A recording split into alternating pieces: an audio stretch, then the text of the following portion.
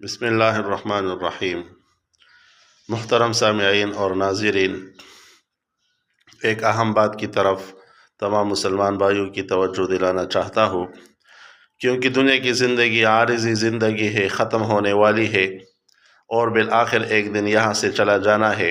تو جب انسان دنیا سے چلا جاتا ہے تو اس کے نیک اعمال کا نامہ اعمال بھی بند ہو جاتا ہے۔ تو انسان کو ایسے کچھ اعمال اپنی زندگی میں اختیار کرنے چاہیے تاکہ موت کے بعد بھی اس کا نام اعمال وہ کھلا رہے اور اس کو ثواب ملتا رہے۔ تو ایسے 3 قسم کے اعمال ہیں، جب انسان وہ کر لے تو قیامت تک یہ قبر میں پڑا رہے گا، لیکن اس کو نیک اعمال کا ثواب ملتا رہے گا۔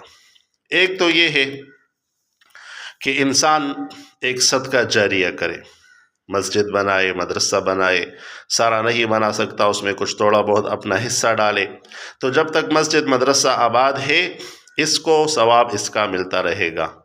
اسی طرح جو ہے اگر یہ نہ ہو سکے تو اپنے ایک بچے کو عالم حافظ بنا لے، کن کا اس کا بچہ عالم ہوگا، حافظ ہوگا، نیک ہوگا، تو حدیث شریف میں آتا ہے ولد صالح یدعو له، ایک نیک بچہ ہونا چاہیے جو اپنے والدین کے لیے دعا کرتا رہے۔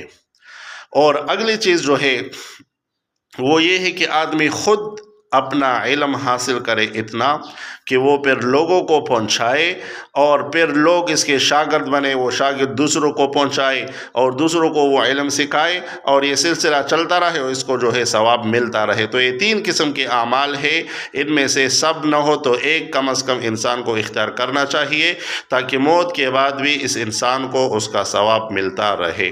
اللہ پاک عمل کرنے کی توفیق عطا فرمائے۔